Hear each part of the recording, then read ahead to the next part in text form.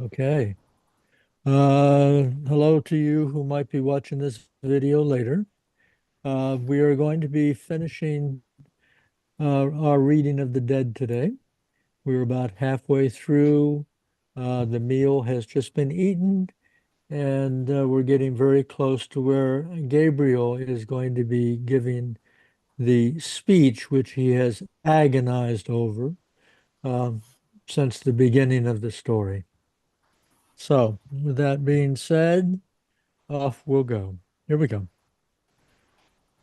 The raisins and almonds and figs and apples and oranges and chocolates and sweets were now passed about the table, and Aunt Julia invited all the guests to have either port or sherry.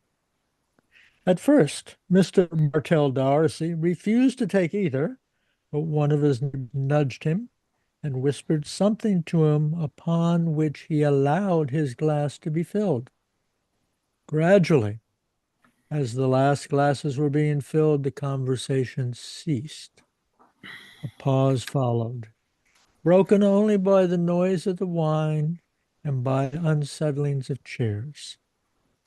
And Mrs. Morgan, all three, looked down at the tablecloth.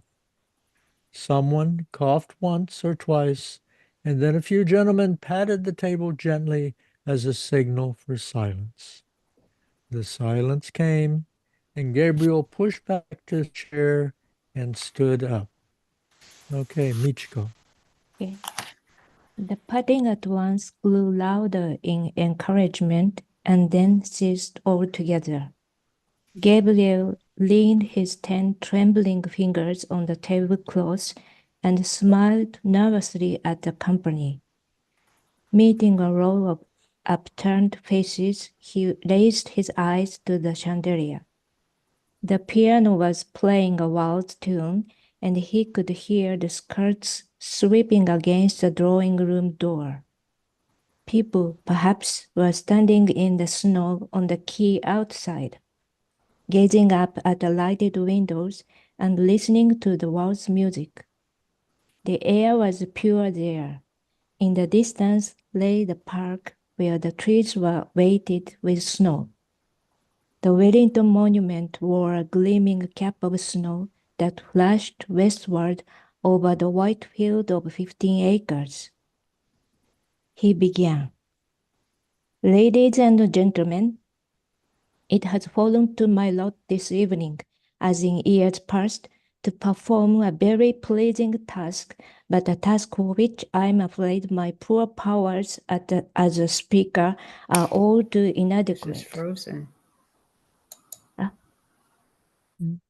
No, we're fine.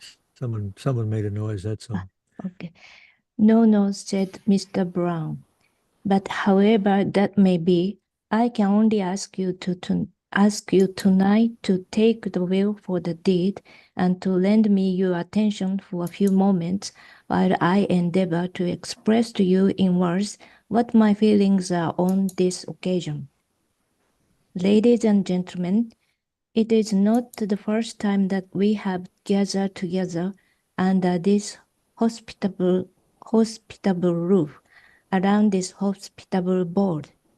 It is not the first time that we have been that recipients, or perhaps I had better say the victims of the hospitality of certain good ladies.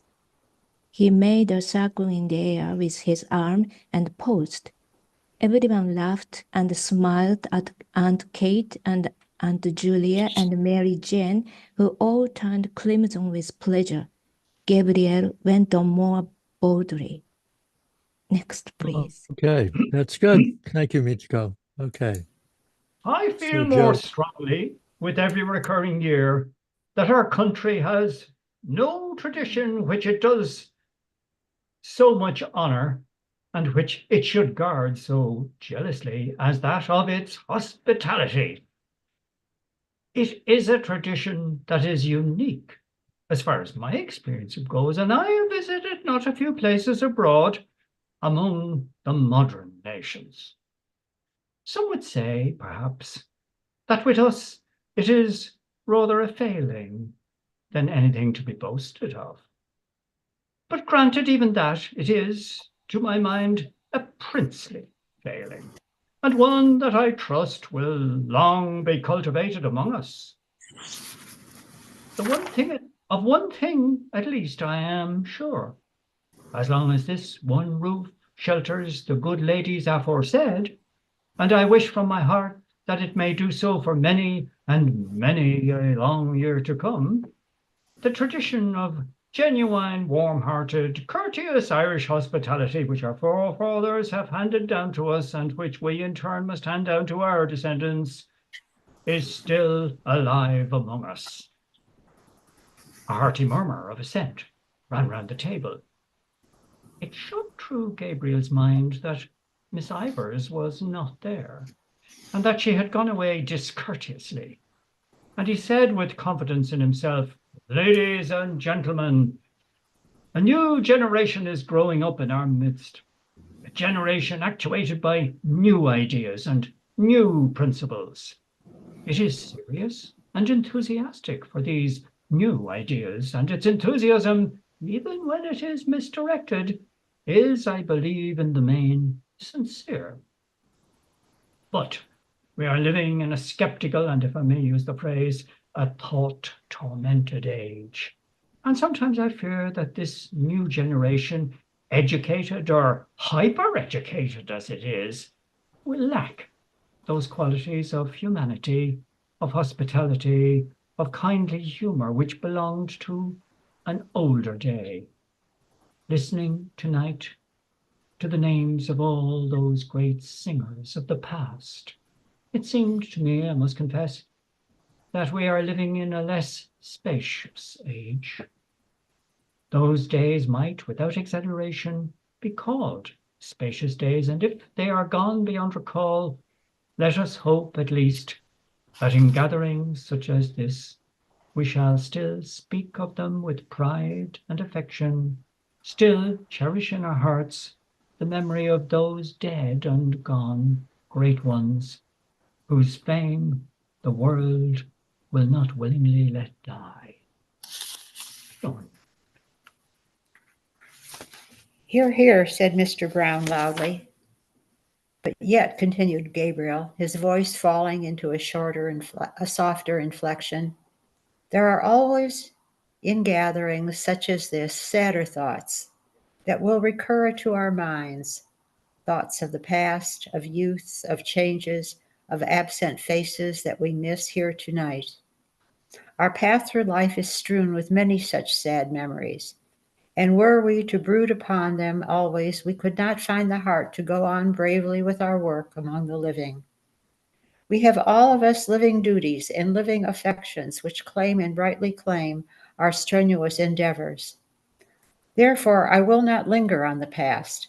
I will not let any gloomy moralizing intrude upon us here tonight. Here we are, gathered together for a brief moment from the bustle and rush of our everyday routine. We are met here as friends, in the spirit of good fellowship, as colleagues also, to a certain extent, in the true spirit of camaraderie, and as the guests of, what shall I call them? The three graces of the Dublin musical world." Next, please. The table burst into applause and laughter at this allusion, and Julia vainly asked each of her neighbours in turn to tell her what Gabriel had said. "He says we are the three graces, Aunt Julia," said Mary Jane.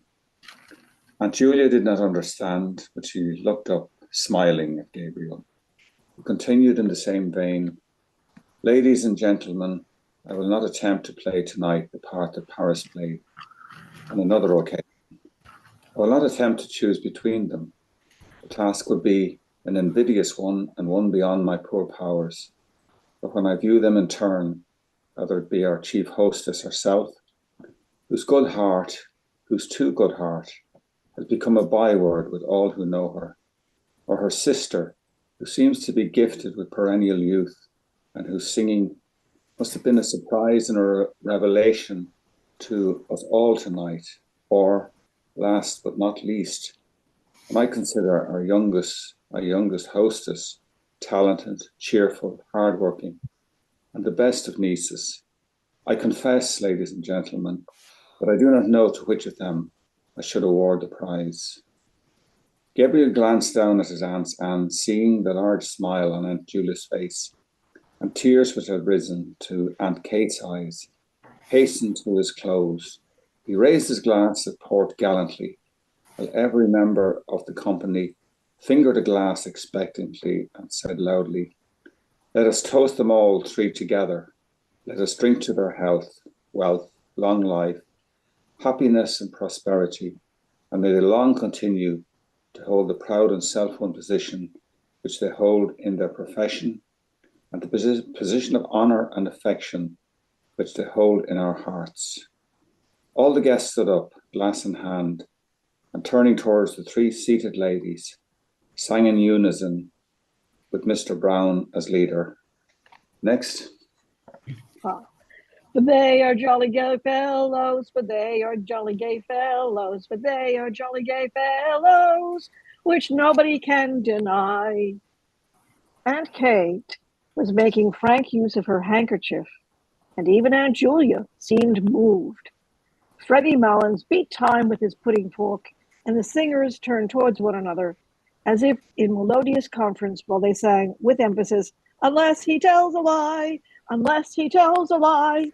And turning once more towards their hostesses, they sang, "For they are jolly gay fellows, for they are jolly gay fellows, for they are jolly gay fellows, which nobody can deny."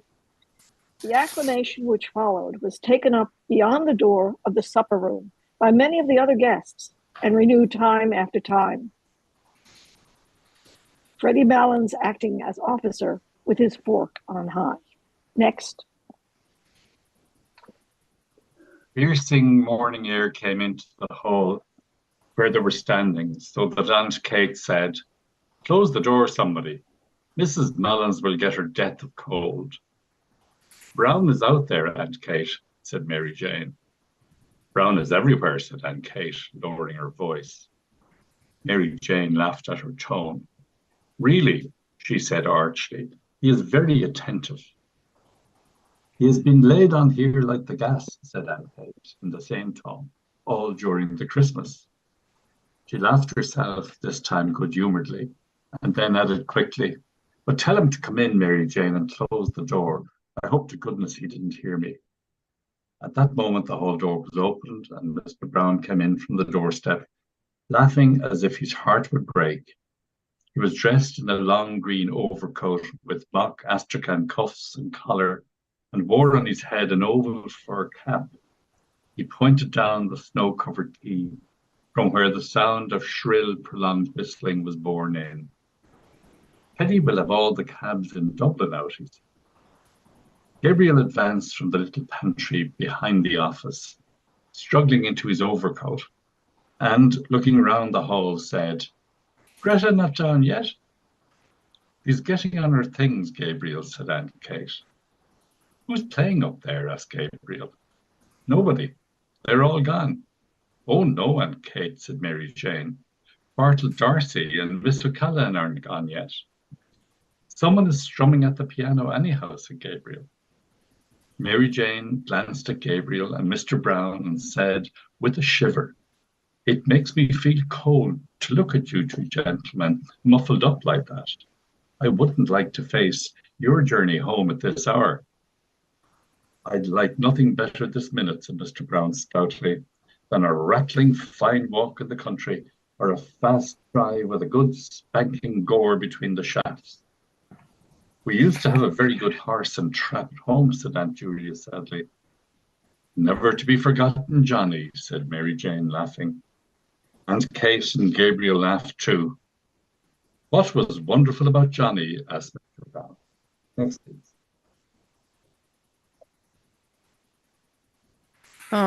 What was wonderful about Johnny?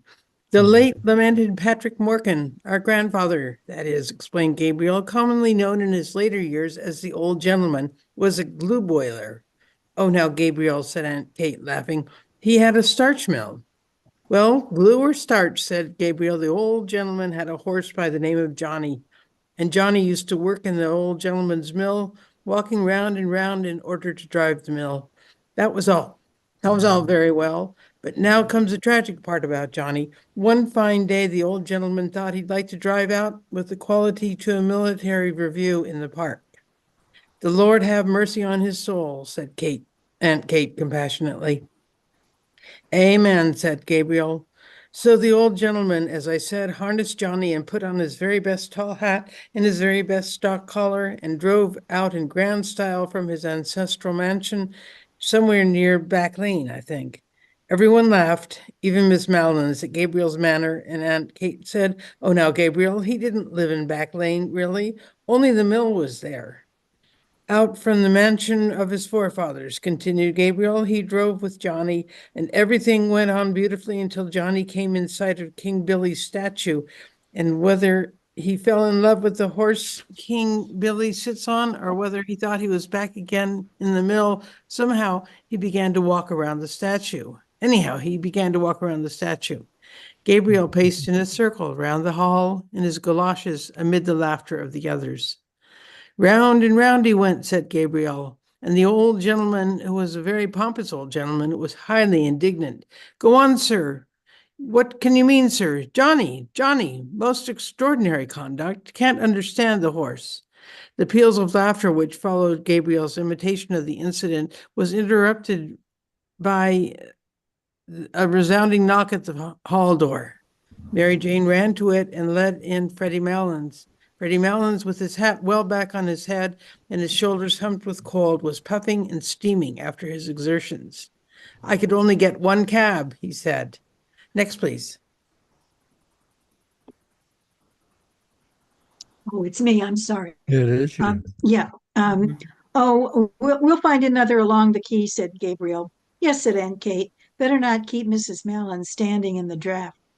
Mrs. Malins was helped down the front steps by her son and Mr. Brown, and after many maneuvers, hoisted into the cab.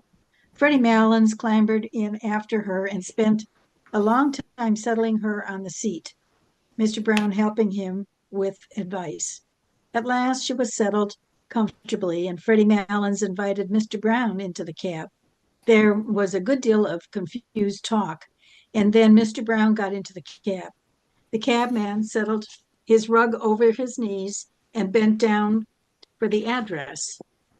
The confusion grew greater, and the cabman was directed differently by Freddie Malins and Mr. Brown, each of whom had his head out through a window of the cab.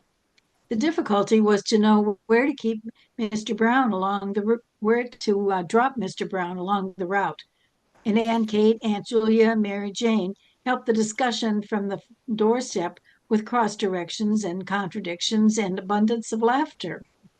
As for Freddie Malins, he was speechless with laughter. He popped his head in and out of the window every moment, to the great danger of his hat, and told his mother how the discussion was progressing, till at last Mr. Brown shouted to the bewildered cabman above the din of everybody's laughter. "Do you know Trinity College?" "Yes, sir," said the cabman. "Well, drive bang up against Trinity College gates," said Mr. Brown, "and then we'll tell you where to go. You understand now?" "Yes," said the cabman. "Make like a bird for Trinity College." "Right, sir," said the cabman. The horse was whipped up and the cab rattled off along the quay amid a chorus of laughter and adieus. Next. Gabriel had not gone to the door with the others. He was in a dark part of the hall, gazing up the staircase. A woman was standing near the top of the first flight in the shadow also. He couldn't see her face, but he could see the terracotta and salmon pink panels of her skirt, which the shadow made appear black and white. It was his wife. She was leaning on the banisters, listening to something. Gabriel was surprised at her stillness and strained his ear to also, but he could hear little save the noise of laughter and dispute on the front steps. A few chords struck on the piano and a few notes of a man's voice singing. He stood still in the gloom of the hall, trying to catch the air that the voice was singing and gazing up at his wife. There was grace and mystery in her attitude, as if she were the symbol of something.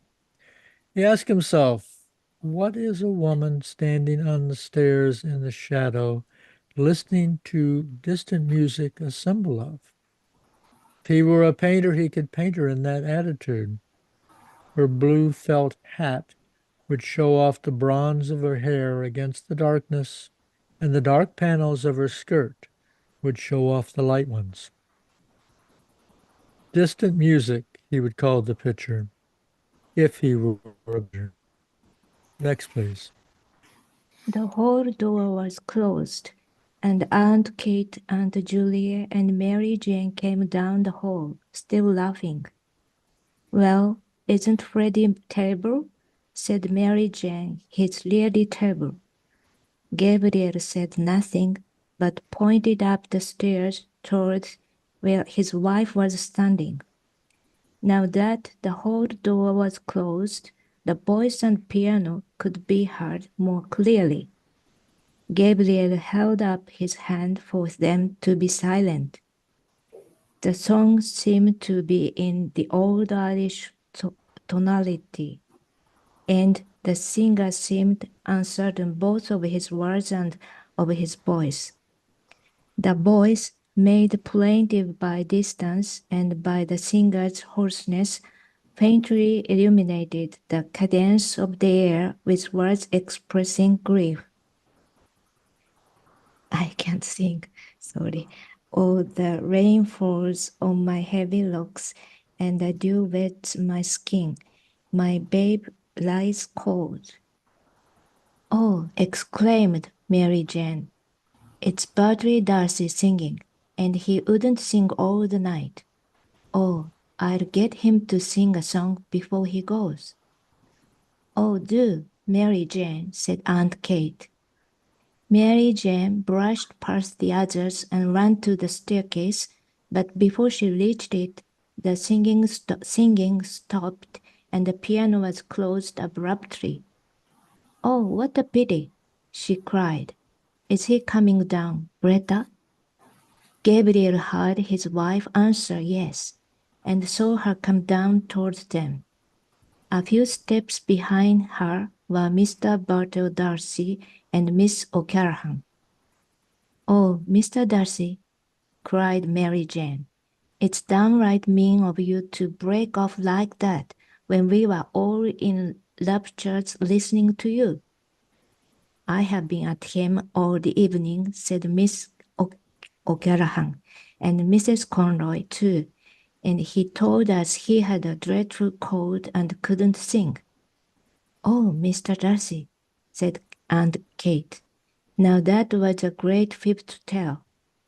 Can't you see that I'm as hoarse as a crow? Said Mr. Darcy laughing. He went into the pantry hastily and put on his overcoat.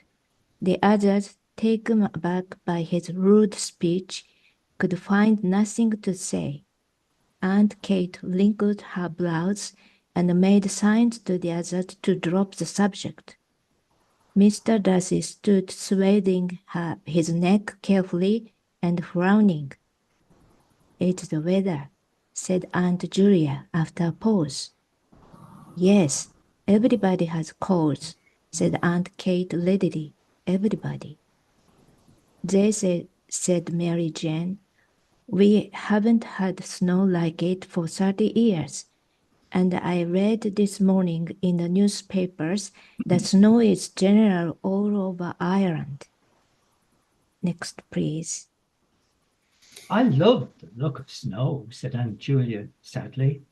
So do I, said Miss Callahan.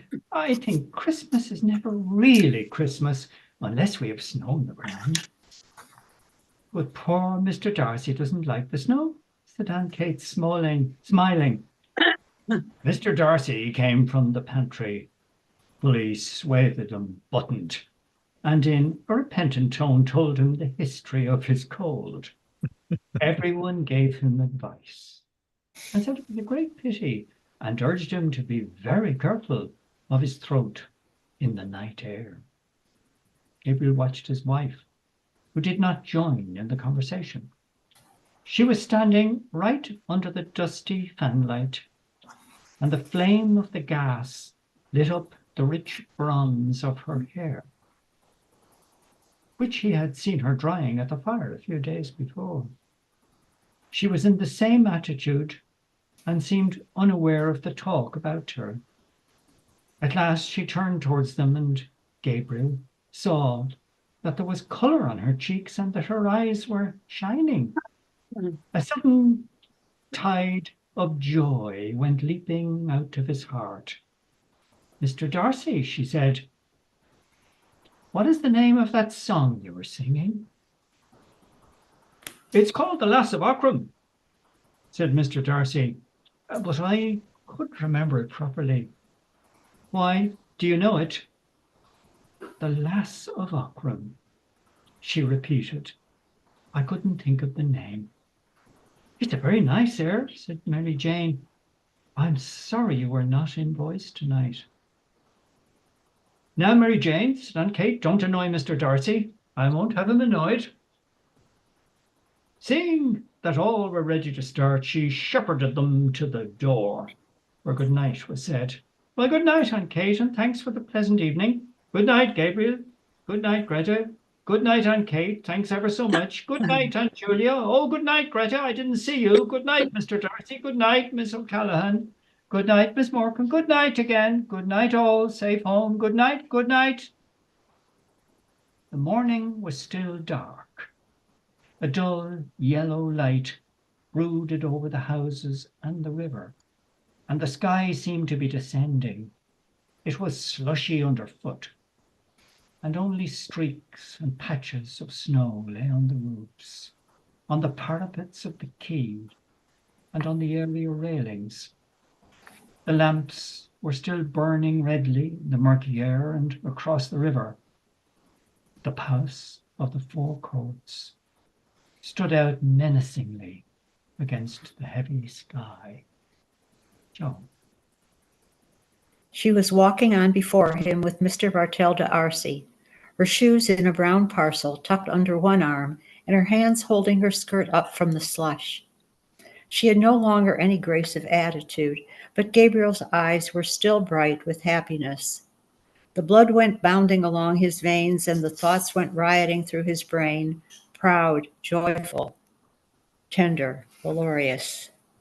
She was walking on before him so lightly and so erect that he longed to run after her noiselessly, catching her by the shoulder and saying something foolish and affectionate into her ear. She seemed to him so frail that he longed to defend her against something and then to be alone with her. Moments of their secret life together burst like stars upon his memory. A heliotrope envelope was lying beside his breakfast cup, and he was caressing it with his hand. Birds were twittering in the ivy, and the sunny web of the curtain was shimmering along the floor. He could not eat for happiness. They were standing on the crowded platform, and he was placing a ticket inside the warm palm of her glove. He was standing with her in the cold, looking in through a grated window at a man making bottles in a roaring furnace. It was very cold.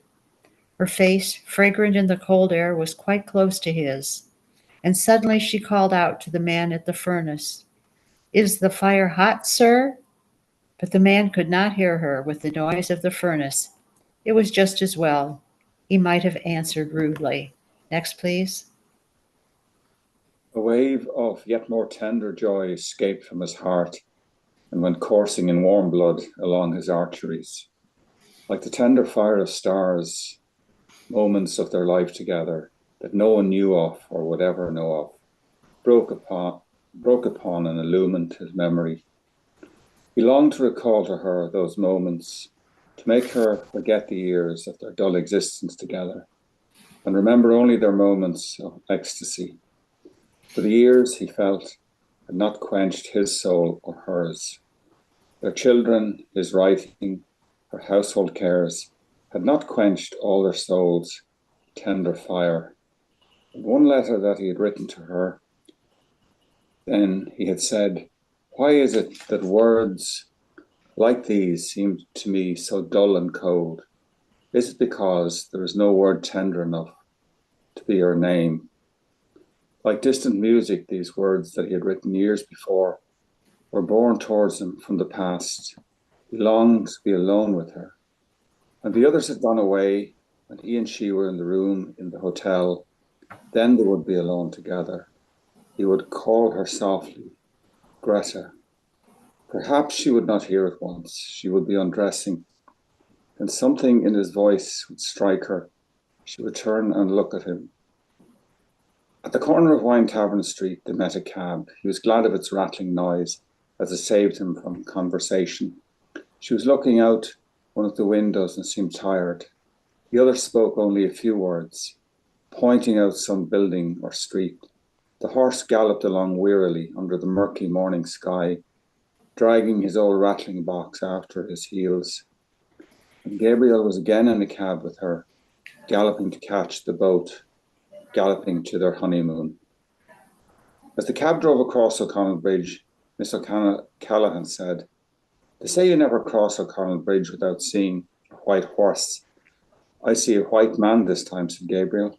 "Where?" asked Mr. Bartle Darcy. Gabriel pointed to the statue on which lay patches of snow.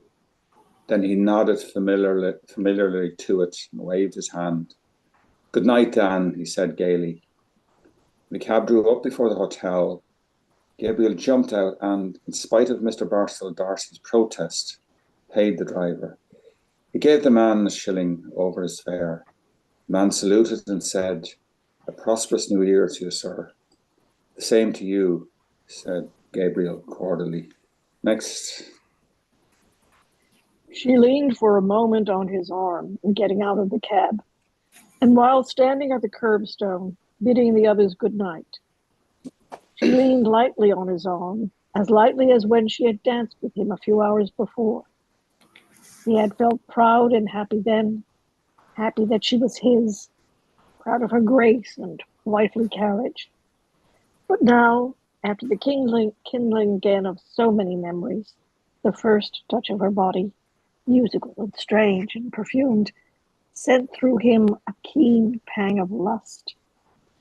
Under cover of her silence, he pressed her arm closely to his side, and as they stood at the hotel door, he felt that he had escaped from their lives and duties, escaped from home and friends, and run away together with wild and radiant hearts to a new adventure.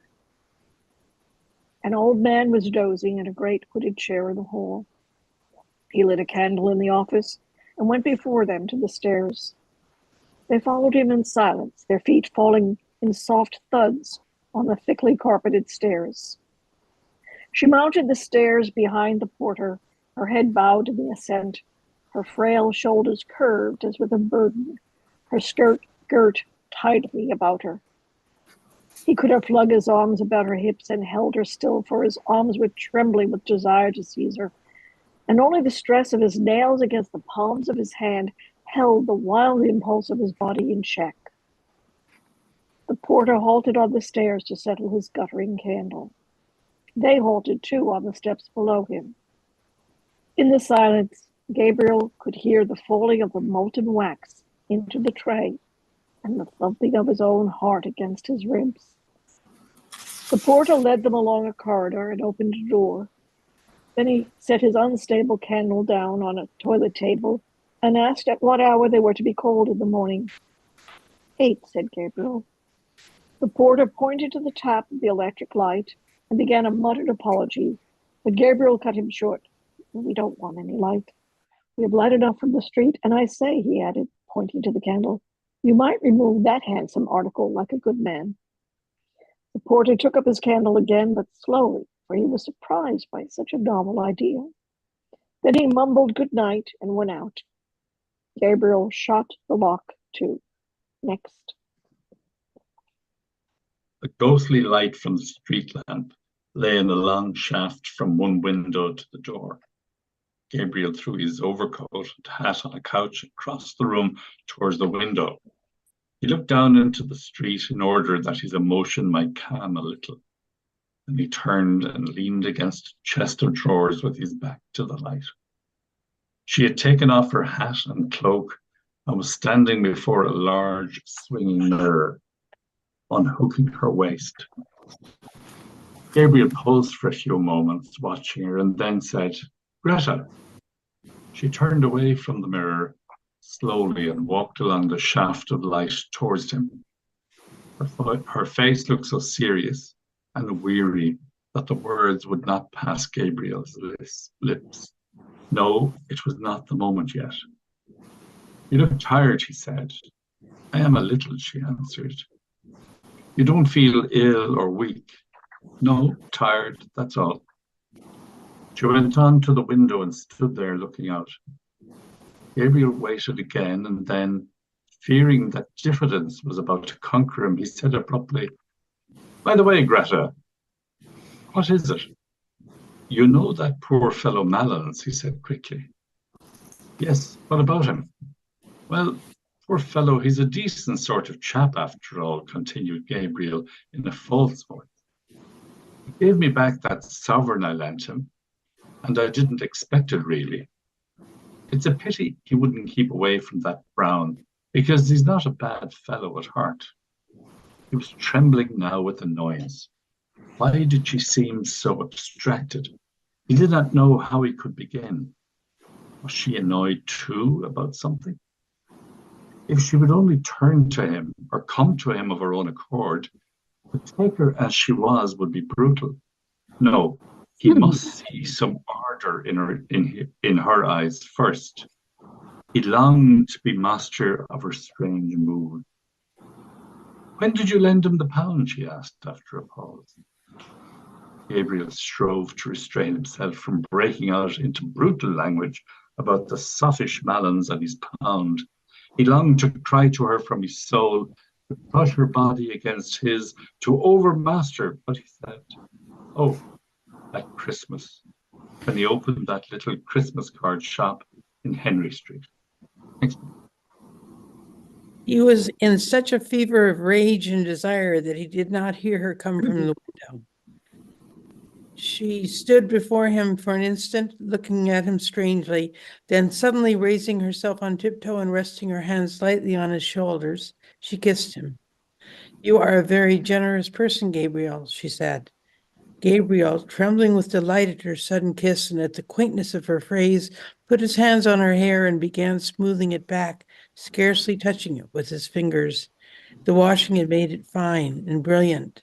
His heart was brimming over with happiness. Just when he was wishing for it, she had come to him of her own accord. Perhaps her thoughts had been running with his. Perhaps she had felt the impetuous desire that was in him, and then the yielding mood had come upon her. Now that she had fallen to him so easily, he wondered why he had been so diffident.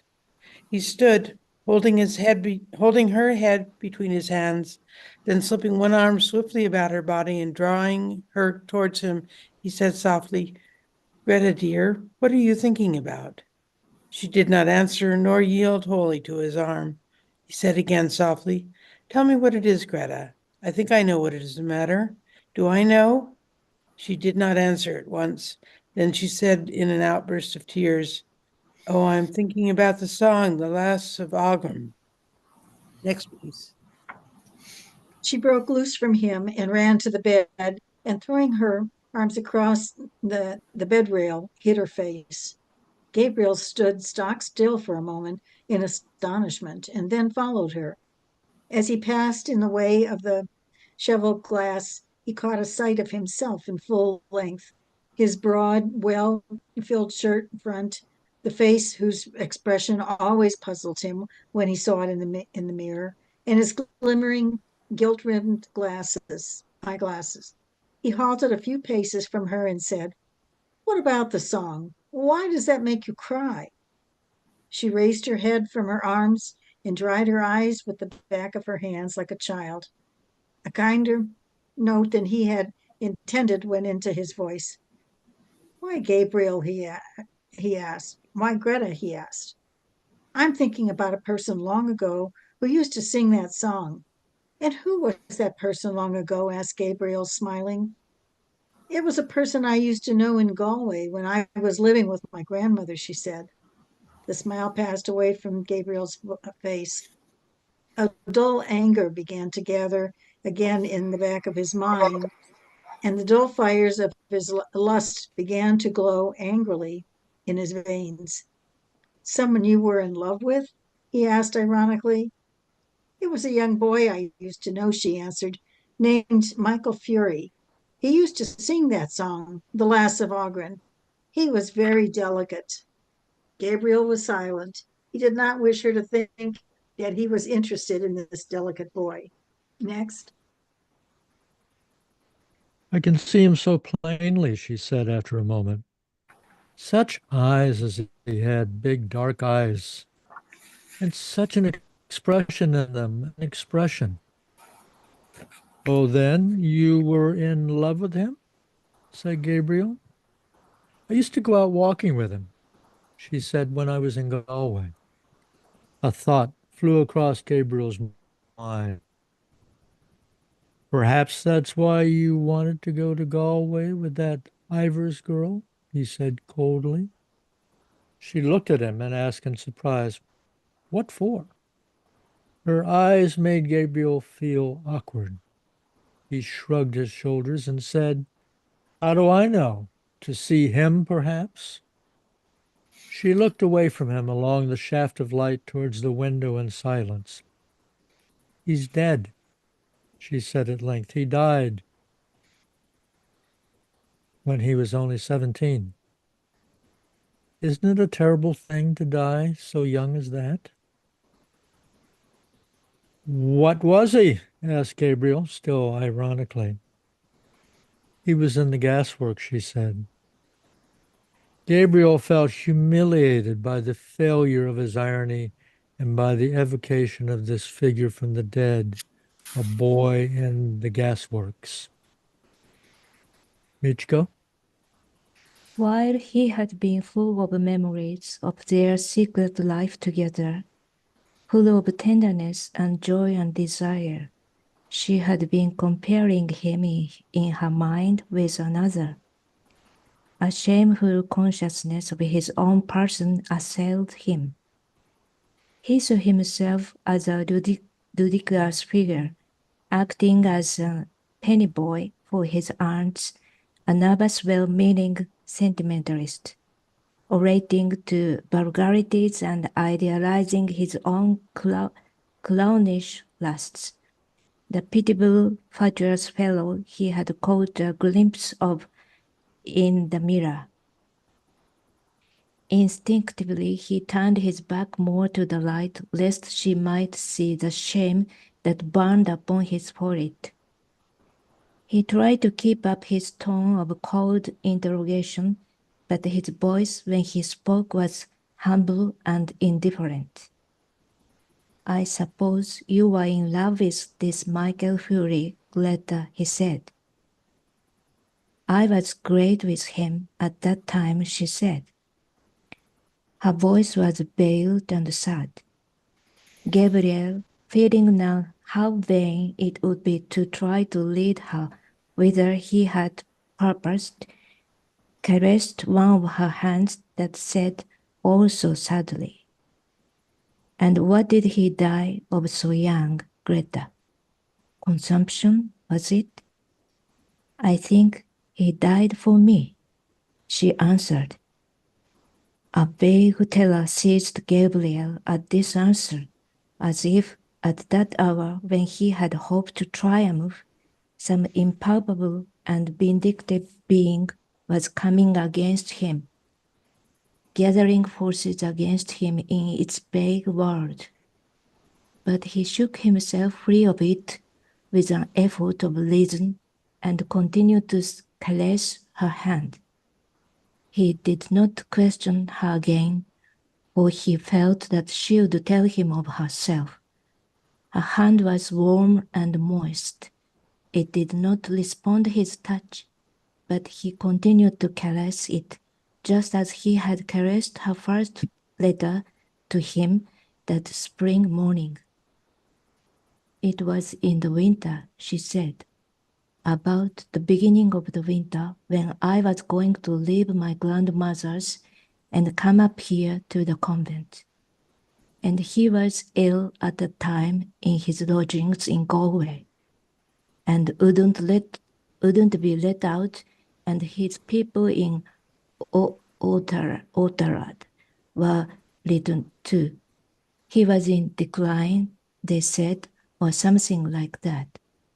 I never knew rightly. She paused for a moment and sighed. Next, please. Poor fellow, she said. He was very fond of me. And he was such a gentle boy. We used to go out together walking, you know, Gabriel, like the way they do in the country. He was going to study singing, only for his health. He had a very good voice, poor Michael Fury. Well, and then? Asked Gabriel. And then, when it came to the time for me to leave Galway and come up to the convent, he was much worse, and I wouldn't be let see him. So I wrote him a letter saying I was going up to Dublin and would be back in the summer, and hoping he would be better then. She paused for a moment to get her voice under control and then went on.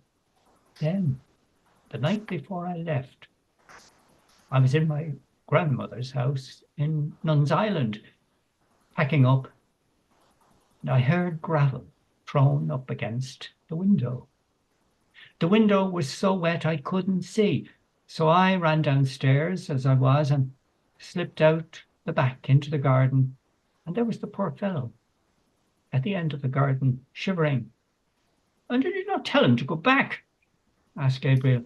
I implored him to go home at once, and he told me that he would, and told him he would get his death in the rain. But he said he did not want to live. I can see his eyes as well. He was standing at the end of the wall where there was a tree. Did he go home? Asked Gabriel. Yes, he went home. And when I was only a week in the convent, he died. He was buried in Oughterard, where his people came from. Oh, the day I heard that he was dead. She stopped, choking with sobs and overcome by emotion, flung herself face downward on the bed, sobbing in the quilt. Gabriel held her hand for a moment longer, irresolutely, and then, shy of intruding on her grief, let it fall gently and walked quietly to the window. Joan. She was fast asleep. Gabriel, leaning on his elbow, looked out for a few moments, unresentfully, on her tangled hair and half-open mouth, listening to her deep-drawn breath. So she had had that romance in her life. A man had died for her sake. It hardly pained him now to think how poor a part he, her husband, had played in her life. He watched her while she slept, as though he and she had never lived together as man and wife. His curious eyes rested long upon her face and on her hair, and as he thought of what she must have been then, in that time of her first girlish beauty, a strange, friendly pity for her entered his soul. He did not like to say, even to himself, that her face was no longer beautiful, but he knew that it was no longer the face for which Michael Fury had braved death. Perhaps she had not told him all the story. His eyes moved to the chair over which she had thrown some of her clothes. A petticoat string dangled to the floor. One boot stood upright, its limp upper fallen down.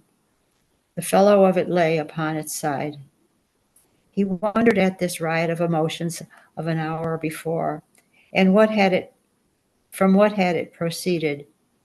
From his aunt's supper, from his own foolish speech, from the wine and dancing, the merrymaking when saying good night in the hall, the pleasure of the walk along the river in the snow. Poor Aunt Julia. She too would soon be a shade with the shade of Patrick Morkan and his horse. He had caught that haggard look upon her face for a moment when she was singing a raid for the bridal. Soon, perhaps, he would be sitting in that same drawing room, dressed in black, his silk hat on his knees. The blinds would be drawn down, and Aunt Kate would be sitting beside him, crying and blowing her nose and telling him how Julia had died. He would cast about in his mind for some words that might console her, and would find only lame and useless ones. Yes, yes, that would happen very soon. Next, please.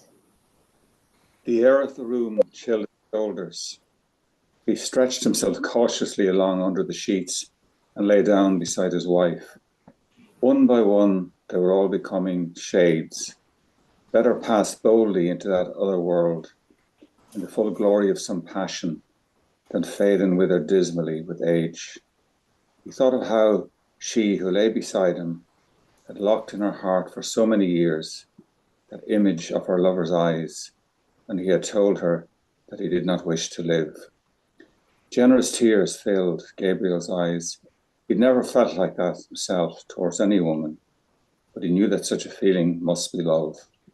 The tears gathered more thickly in his eyes, and in the partial darkness he imagined he saw the form of a young man standing under a dripping tree. Other forms were near. His soul had approached that region where dwell the vast hosts of the dead. He was conscious of, but could not apprehend, their wayward and flickering existence. His own identity was fading out into the grey, impalpable world. The solid world itself, which these dead had one time reared and lived in, was dissolving and dwindling. Lewis? A few light taps upon the pane made him turn to the window. It had begun to snow again. He watched sleepily the flakes, silver and dark, falling obliquely against the lamplight. The time had come for him to set out on his journey westward. Yes, the newspapers were right. Snow was general all over Ireland. It was falling on every part of the dark central plain, on the treeless hills, falling softly upon the bog of Allen, and farther westward, softly falling into the dark, mutinous Shannon waves. It was falling, too, upon every part of the lonely churchyard on the hill where Michael Fury lay buried. It lay thickly drifted on the crooked crosses and headstones, on the spears of the little gate, on the barren thorns. His soul swooned slowly as he heard the snow falling faintly through the universe, and faintly falling like the descent of their last end upon all the living and the dead.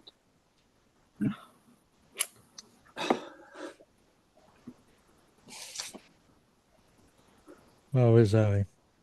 Oh, God, what a story. Hmm. Oh. Yeah, I don't know if you noticed in the last time I read, I almost choked up. I came like Yeah. that close.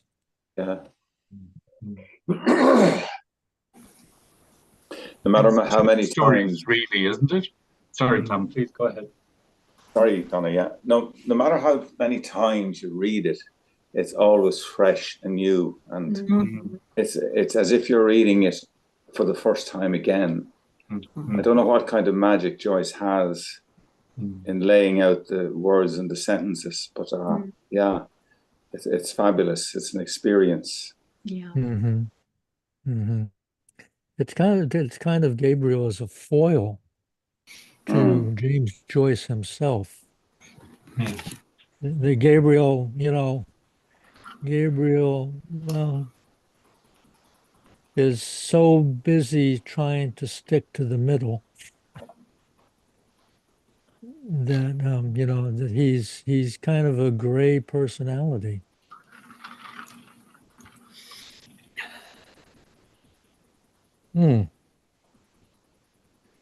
What I was going to say there was that it struck me as being two stories. That the first story, if you like, is this party, this Christmas party with the aunts, and everything is very light, and there's nothing terribly serious about it. And suddenly, we're left with this image on the stairs of Greta coming down the stairs Hmm. and Gabriel looking up at her. And from there, it becomes a love story to me. But she's not in love with him. It's a love story of her and Michael Fury.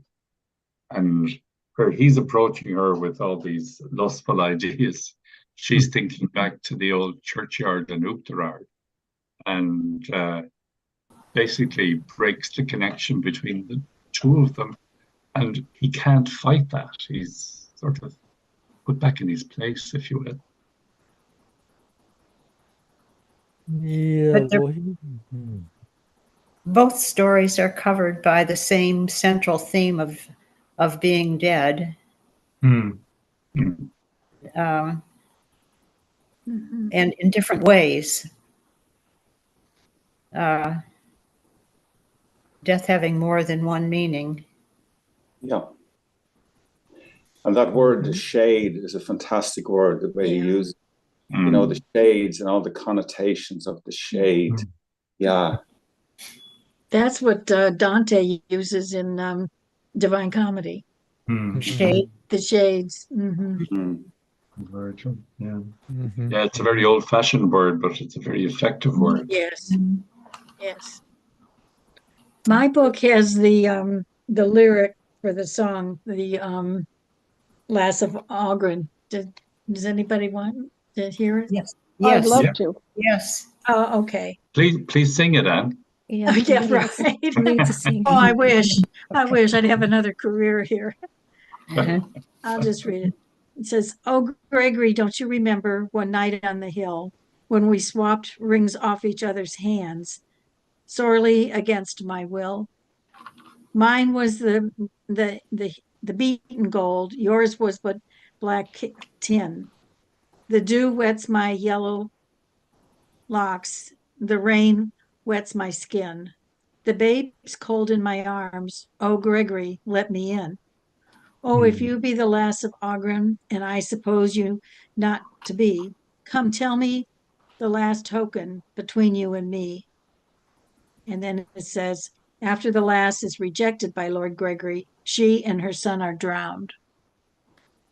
It's a story explained. It's a sad ballad about a young woman from a little village in the west of Ireland, not far from Galway. The song relates how she is seduced and later abandoned with her baby in her arms. She visits Lord Gregory, the father lover, who asks her a series of questions, but does not allow her to visit him. Mm-hmm. Would you like to hear a version of the song? Maybe someone can guide me. Frank Patterson? Yeah. He sang it in the movie, Duncan. The movie, The Jet. Yeah, that's what I'm Oh, looking at. So Hmm. let me see if I can, let me try to get myself together here a little bit. You don't see him singing it in the movie. He sings it as a backdrop to Gabriel looking up the stairs at Greta. oh, So here, let me see if this is. The most perfect movie. yes, it is. Mm. It is. It was brilliantly done.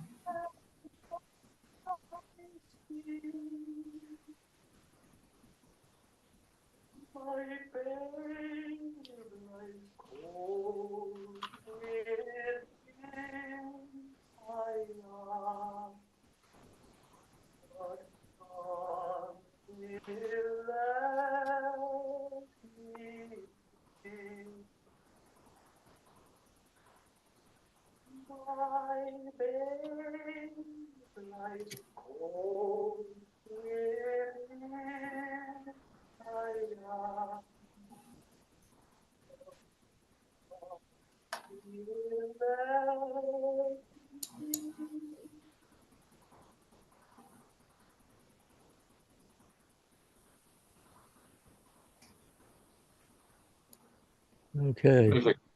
Yeah. You get to faintly hear it. Yeah. Mm-hmm. So does any, I think I got this correct, but did not Greta ask Bartel to RC what the name of the song was? Yes. Yes. Yes, yeah. She had forgotten it. She couldn't remember the name. Yeah, it seems a little curious to me, actually, That she had forgotten. that she had forgotten the name of the song. Well, it's a long time ago. I don't think she's been going around through her life remembering Michael. And Michael suddenly Ford, yeah. this song catches her off emotional guard, Mhm. and it all Mhm. comes flooding back. Comes Yeah. flooding back, right? Yeah. Yeah, and Gabriel has got his own thing going on to Yes, where he cannot pick up on what is happening. Well, That's he had a really voice. Yeah. a painting, he'd call it distant music. Mm. And how prophetic that name would be. mhm. Because the distance between him and Greta becomes visible. Yeah, enormous. Yeah. Mhm. And Aughrim is But very, very, like, that song is all over the UK. In Scotland, it's the Lass of Here, somewhere else, but in Ireland, it's known as the Lass of Aughrim. Aughrim is very significant because that's where the battle of Aughrim in 1691 was the victory of the Williamite armies and the end of Irish uh, aristocracy, Catholic aristocracy, and the arrival of a terrible time, really. And Mhm. all the aristocrats left Ireland um, to serve in foreign armies and so on, and the peasants were left with nothing. So it's full of irony, the Lass of Aughrim. Oh, okay. Okay. Is that the same time, Joe, as the flight of the wild geese, or is that Yes, it later? is. That's Patrick Sarsfield and the lads going off to fight far foreign fields from Dunkirk to Belgrade, like the They soldiers also went to Rome. of the Irish Brigade, and they also went to France to become Lynch, the winemakers. Lynch bag. That's right. But it is like, it's a very emotional theme within an emotional context. It's for Irish Well, people. it's an interesting song too, because it's a young girl that's seduced by the aristocracy. She's not Oh, of yeah. aristocracy background, and then she Yeah. has the child. And Yeah.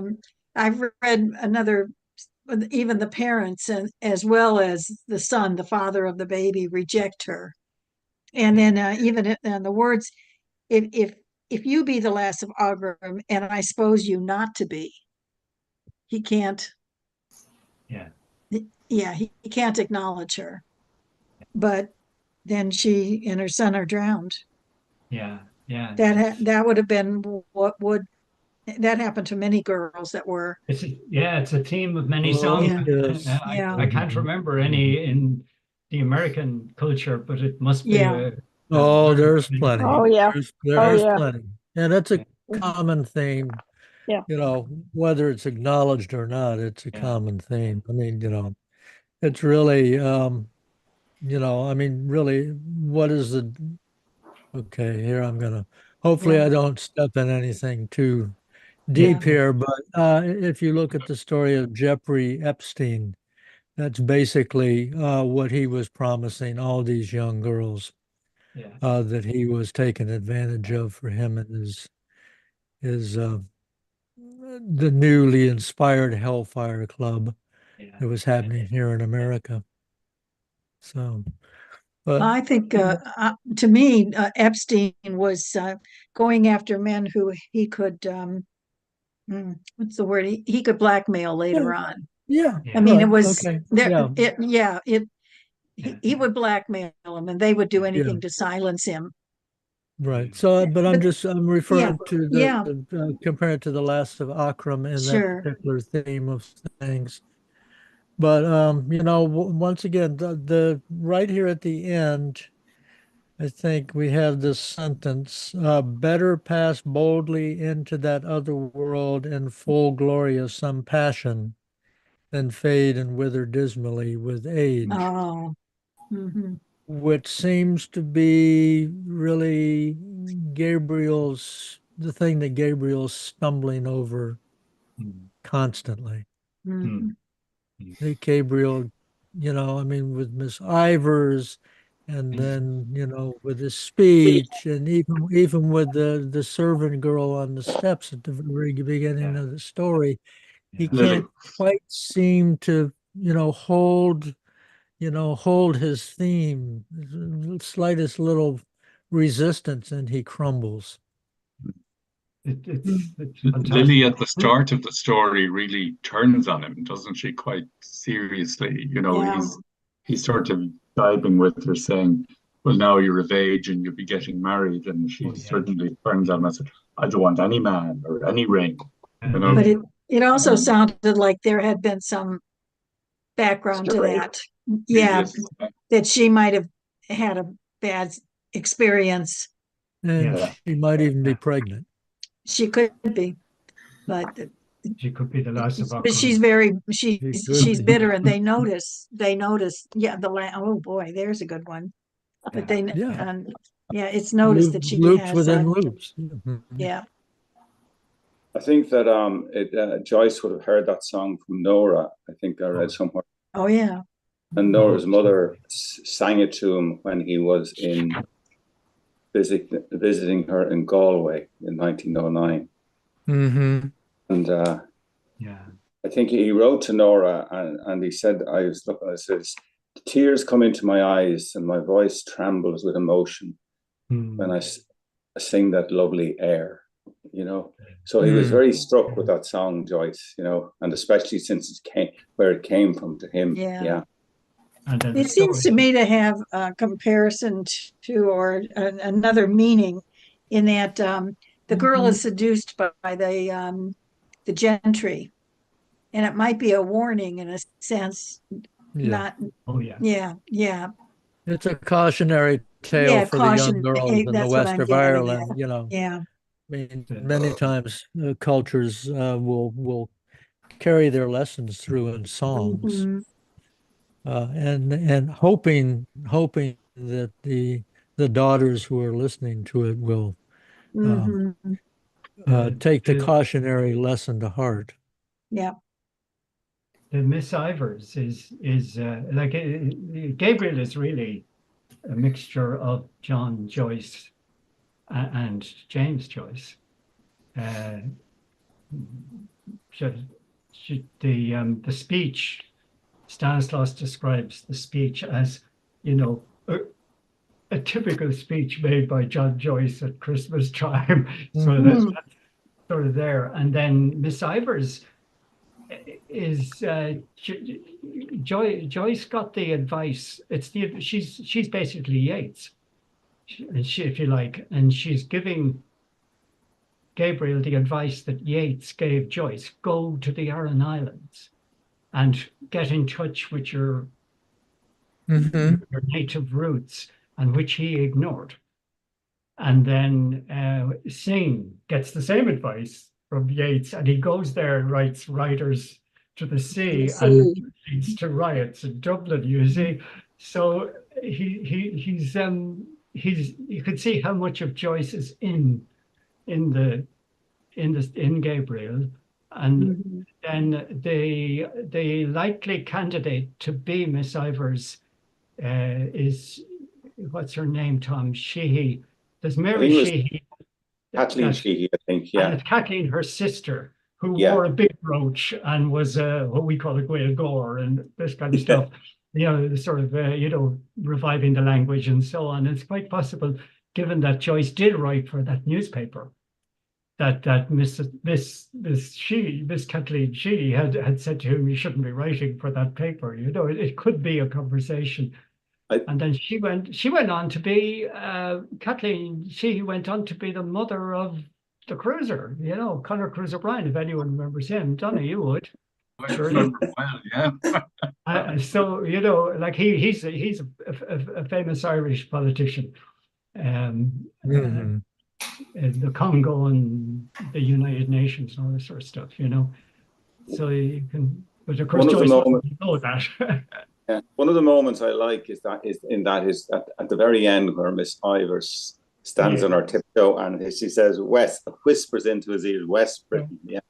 Yeah, the battle cliff, you know, so you could hear her, you know. The other two lines I like is that I think that line, "He was in the gasworks," is a devastating line. You know, what was he? It's just, and it's such a simple line, but it's it's kind of, and of course the one, "He died for me," like, you know. So there's three extraordinary short lines there, and with many others, I suppose, but those ones are really, and it brings out the simple kind of truth of Greta, and it leaves Gabriel floundering. There's nothing he can respond to, like, you know.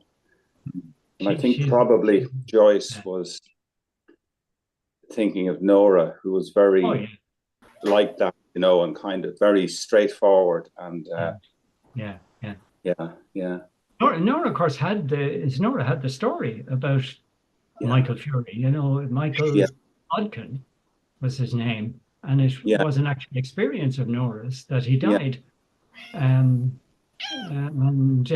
buried Gerard. I think Joyce visited the grave. Yeah. And he wrote a poem, "She Weeps Over Rahun." Yeah. Oh wow! When he went to Nora's home, he went to Michael Bodkin's grave. Yeah. So it's like Joyce is using himself and his life and everything around him as material for his art. Yeah. Well, can you imagine though? Can you imagine Gabriel going to the west of Ireland after this and visiting Michael Fury's gravesite? No. I think there is a whole other story running through this underneath it, in the same way as Homer runs later to the Ulysses. In fact, I think it's the first instance of an underlying mythological major theme. The story of an ancient legend in Ireland that most Irish people don't know, of Conor Moore. I don't know, Tom, do you know that one? No. He's a mythical character, a mythological character in Ireland, but he's in the legend he's famous. We don't want to get into birds making women pregnant and having sons who are kings, but all that stuff is in there, and he's one of them. But he's under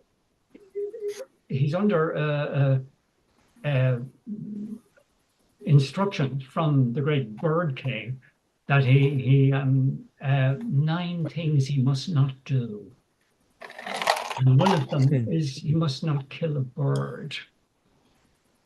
And that Lily at the start, where she adds an extra syllable into Conroy's name, Conor. Yeah, I wondered about that. She's telling us it's the legend of Conor. And then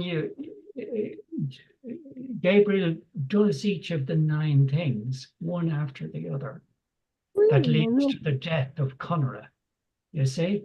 One of the things he must not do is sleep in a room with 9 windows. And those of us who've seen the photograph will know that the Gresham had 9 windows.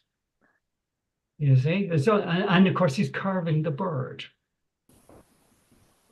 So it's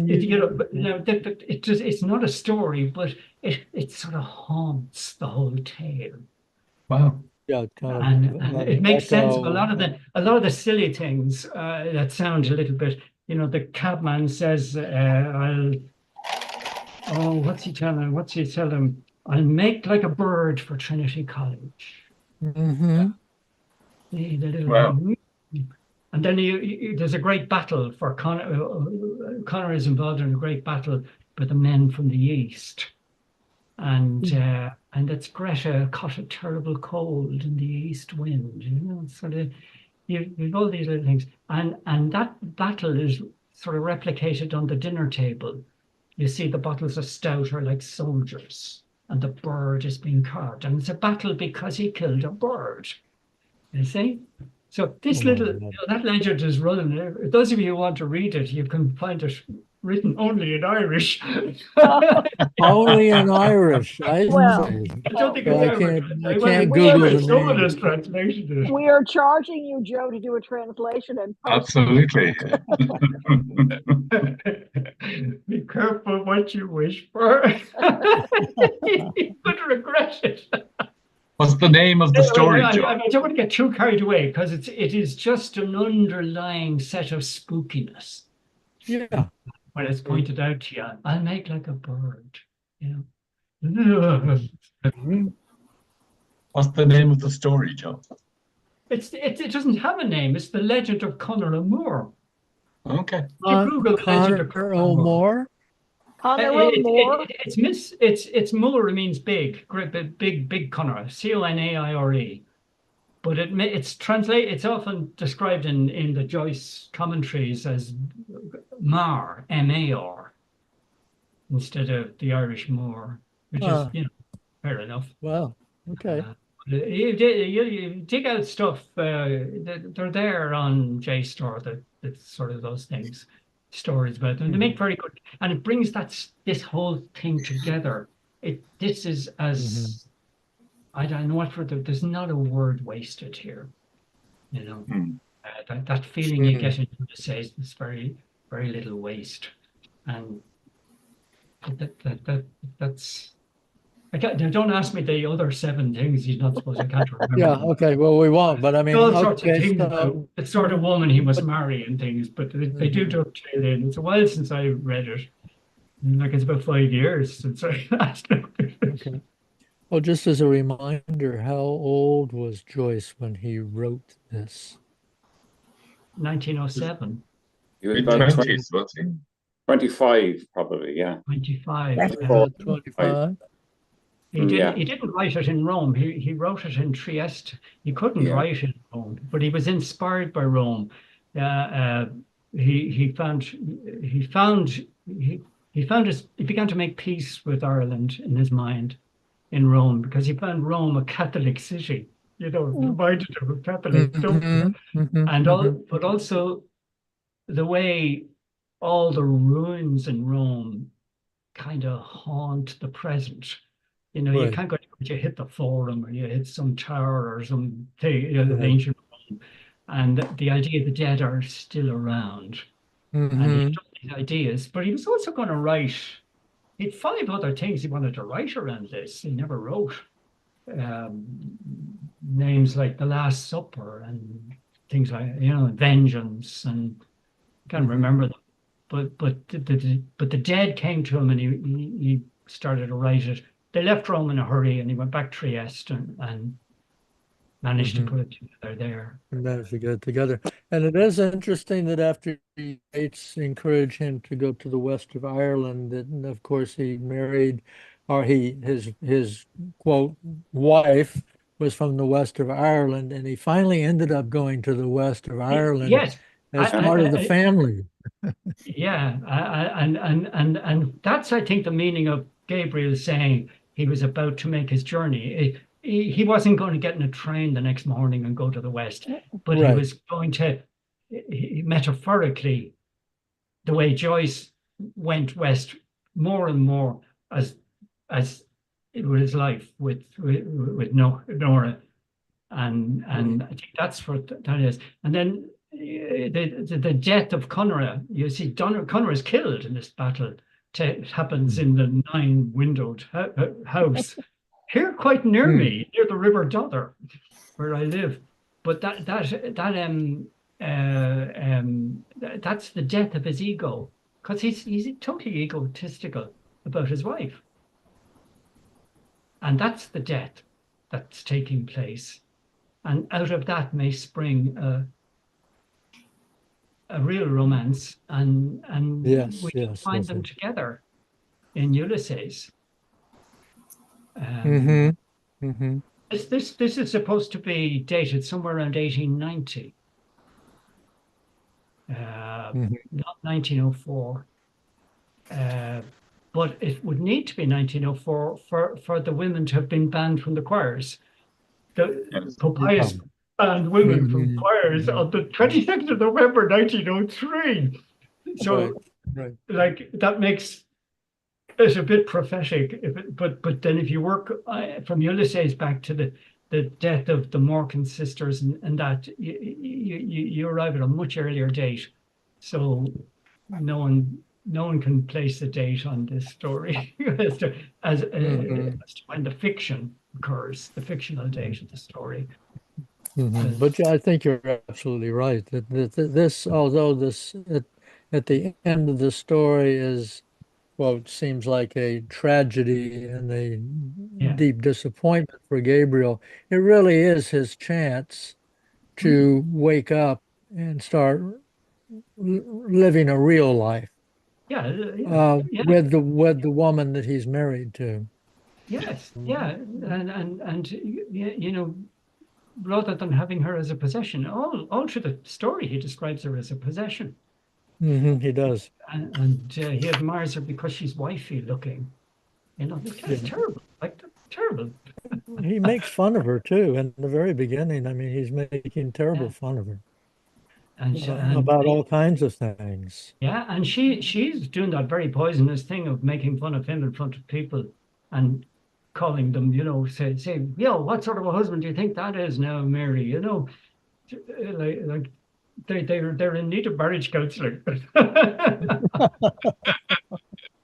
I didn't read that way. I thought it was kind of loving, the way she was teasing him about the gorgeous. That's poisonous stuff. Is it? Yeah, I would think so anyway. There's the voice of experience. Yeah. I mean, he's lacking confidence, you know, and it's really yeah. He's a classic case of someone who is insecure, who takes it out on the person closest to him. Yeah. Those tables are turned. I'm wondering if this is a case of a female view as opposed to a male view, because I didn't see anything difficult in her teasing him. I saw it the same way. So I think it's your male egos up there are reading this differently. Could be. Do you see in the beginning of the story where he's actually treating her badly? No, I don't see that at all either. No. Definitely you don't not. see that at all. Okay. No, well, maybe I'll get off my laziness and I'll sit down and it's a terrible thing to say. Point by point note. Terrible thing to say about your wife. There's, you know, oh, sure, she takes forever to dress. You know it. But all men say that about all women. I wouldn't say that. I think that's teasing also. Yeah. I find that loving, actually. You know, I will just say that I have learned not to do that. It's really not a smart thing to do, even if it gets a few chuckles immediately. It is bound to ricochet. Oh, and you see the three women, in a way, they set him up to be sorted out. You know, first you have what's her name? Lily. Lily does exactly the same as Greta does at the end. You know, they don't get into his level. And then Miss Ivors is in the center. So it's, that's right. You know, there's mention of three graces, but it actually could be Lily, Ivors, and Molly. And Molly Ivors is called Molly. You know, Molly Ivors and Greta. They're the three women that gradually change him, by the way they speak with him, and they notice. That's true. That's true. He's got a lot to think about next. You know, for years. Doesn't he deserve this treatment? Well, I think he needed it. He needed it, exactly. Yeah. And the fact the mirror, remember he sees himself in the mirror at the end? Yeah. Mirror is always the symbol of narcissism, you see? And he sees himself differently in the mirror.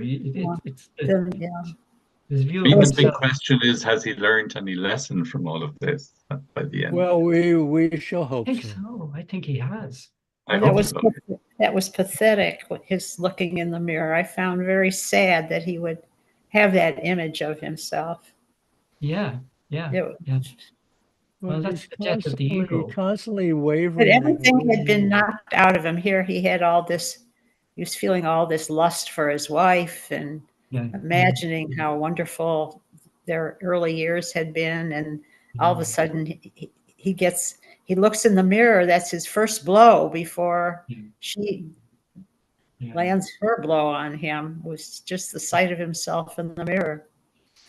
Well, he's Okay. hitting himself. I used to- In each of these, I used in to each be- of these instances, he's actually setting himself up. He's living, this is a little probably overstating it, but he's living a false life. Yeah, As portrayed in this story, he's living a false life at every step. Yeah. He's not like that last sentence, he's not living, he's not passing boldly into the other world with full glory of some passion. Don't He we constantly- all live with a certain amount of fantasy? Yeah, I well, don't that's what find James that unusual, an No, not unusual unusual thing at all. to do. No, it's not unusual. It's not Mm. unusual, but it is regrettable. yeah.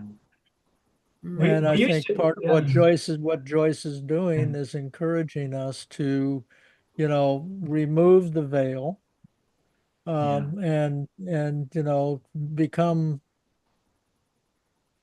that which we want to be. Yeah. The snow was falling faintly falling Mm. over all the land. Well, there used to be involved with sort of writers group, and on this, they were really school children. They were leaving cert school, and I used to say to them, "You have write 300 words on the next morning over breakfast." What did they say to each other? Oh, I don't know what came over me last night, like. Or does she say, "I'm out of this"? No, I think they go on. No. Hopefully, with the relationship improving and becoming more real the next morning, but not necessarily so. I mean, But they're still married. They're still married in Ulysses. And what did yeah, they're Greta still Van married in Swan- Ulysses, and he's still going to wake up in the morning with Molly, and I think Molly might serve him breakfast, or she might just come upstairs and, cover his head in fried eggs or something. Yeah, she could hit him hard with the breakfast. But wonderful to read the story. Yep. It's and you all have been really, really wonderful in this process. And so we have today we will not meet. My goodness, it's Christmas. 2 weeks to And Christmas then and New New Year's. Year's Day. Christmas we're not, and then New Year's. So we're going to meet next January The 8th. 8th of January. January 8th. And what shall we Okay, do? did we make a decision? Did we? Well, I mean, I've got an easy one, but it's not necessarily what you all want to do, and it's a Oh. little late for the thing. But I still like to read The Christmas Dinner and Portrait of an Artist. And Me too. I love why that. not?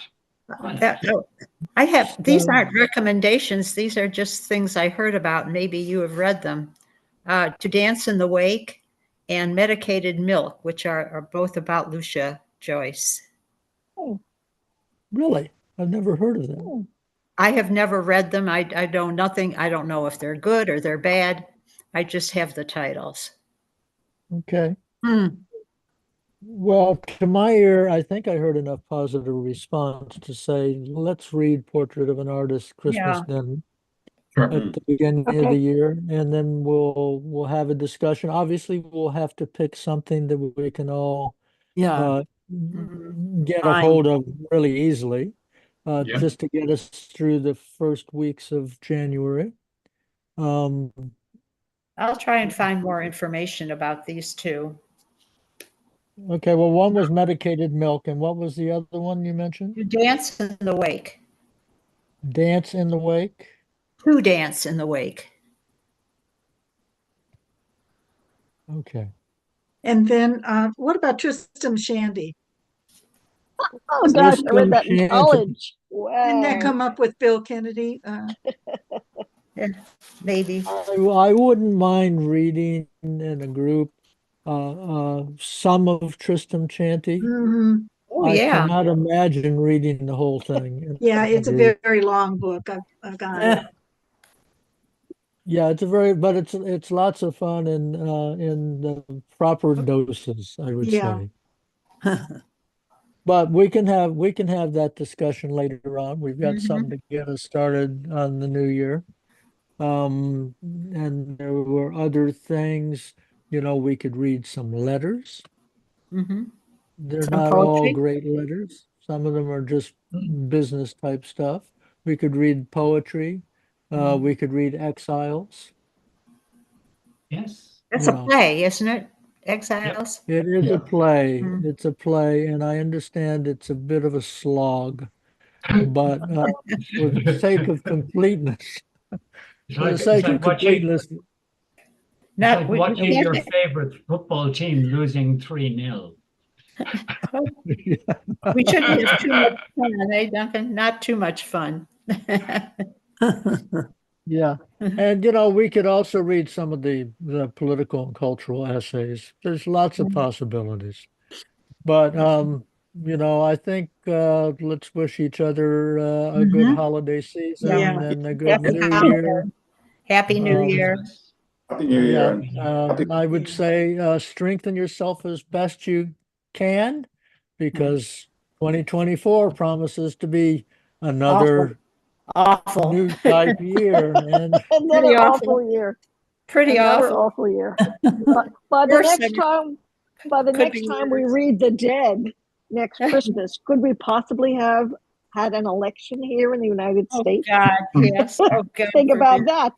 So Oh, yeah, and I might be reading from Japan at that particular time. I may we leave the all might be country reading too. from Japan. The one good thing that I've gotten Yeah. accomplished this year is I renewed my passport. Mhm. That's a I wise thing. figure, Yeah. Well, except I'm there's outta no here. place to go. There's absolutely no place to go. No. But well, No. I mean, the trials are happening, and so it is somewhat curious and exciting that like a Rudy Giuliani, who helped maintain that fiction of a fixed election, he's been fined $148 million. I know. Isn't yeah, that wonderful? well, He hasn't got a well, dime, so it doesn't make a difference. I yeah, know, I Exactly. know. until the money ladies will starts never get the changing money, hands. but It's the definition of a Pyrrhic victory. yes, I know, but It's the principle.